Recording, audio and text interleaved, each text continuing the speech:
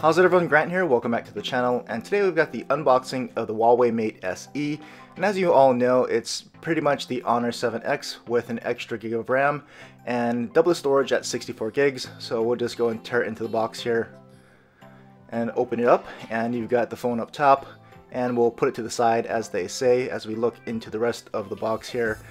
And first things up is, looks like we've got a SIM ejection tool right there. And we'll take a look at the rest of the box, and we have some nighttime reading up top that I'm sure you're all going to read.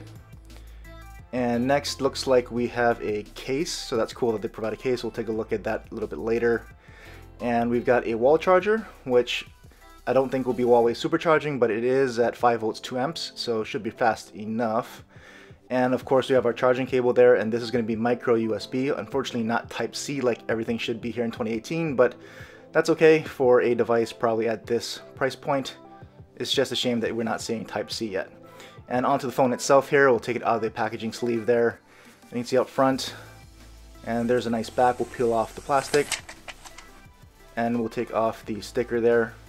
And you can see it's like a space gray kind of a look, really nice color there with the Huawei branding on the bottom, along with a rear-mounted fingerprint scanner and that oval-shaped camera housing, which is pretty much the only physical difference between the Honor 7X that has the separated dual lenses. You've got the front-facing camera and the earpiece up top, Huawei branding on the bottom, your headphone jack, micro USB, primary mic, and speaker grill on the bottom, the combined SIM and micro SD card tray on the left-hand side.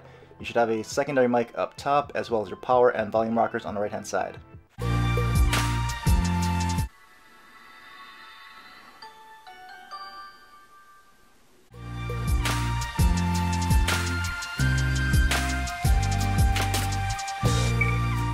Here's the first setup page, so I'll try to quickly go through the setup process and let's see what it's all about.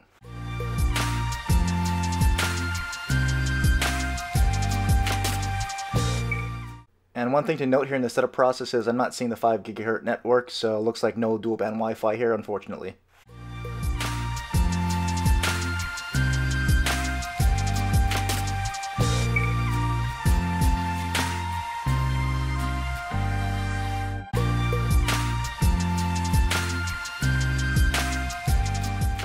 Here I'll set up the fingerprint scanner in real time so I can see how long it takes to set that up. And already I'm noticing it's probably a few more taps than some other phones, but not really too bad, and fairly quick and painless process here.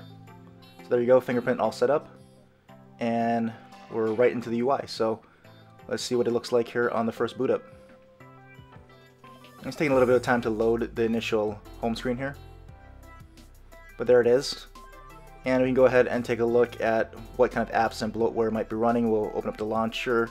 You can see there we've got Amazon, Booking.com, and some Facebook is there as well. So a little bit of bloatware here on the initial install, but it doesn't seem to be too bad. We can go into settings and check out what is running out the box. And if we go into About Phone here, we can see it is running Android 7.0 out of the box with the January security patch. So maybe a little bit behind, but not too bad. We can check out the initial footprint of the OS, and almost 16 gigs taken up out of the box, which is pretty hefty there for the OS and apps. And we can do some app launching here, give you an idea of maybe some of the basic performance, because some folks are saying that the Honor 7X was lagging on that 3 gigs of RAM. So we can see how that extra gig of RAM might be helping it out here, at least in the beginning. And what I'm seeing is not too bad. App launch times seem to be just fine, nothing out of the ordinary here. We load up a web page here on GSM Arena and it crashed, so we'll go ahead and try that one more time here. Load up the same page, GSM Arena, and you can see how long it might take to load up here. And really not too bad there. We'll go ahead and click on an article, see how long it takes to load. And that's pretty snappy. We'll let everything load up and scroll through the page here. And not too bad performance, no lag that I'm really seeing there. We'll go and try to reload some apps, and already trying to reload those apps, so I'll go ahead and test it a little bit further when I'm actually using it, but you can see some of the apps are reloading there. But overall, just moving around the OS and app launching doesn't seem to be anything really out of the ordinary. I'm not seeing any lag out of the box, so of course I'll continue to use it and see how that performs on that case that came with it here. So this looks to be a clear TPU style case, if I can get it out of the plastic there, and we'll take out the cardboard insert. And you can see there, clear, flexible TPU case, pretty standard, but at least they give you one. and we'll put in the phone so you can see what it looks like. There it is. You can see how it looks from the back there. Shows off that nice design of the phone. You can test out the fingerprint scanner. And this is actually a very fast fingerprint scanner for a phone at this price range. It almost rivals some of the flagships, and I'm pretty sure it's faster than the Galaxy S9's fingerprint scanner. So a very impressive fingerprint scanner that Huawei has decided to put on their lower end phone here. And first impressions is very nice, and I think that's going to do it for this unboxing. Of course, any questions, comments, and especially anything you want to see about this phone, drop them in the comments section below. And as always, thanks for watching.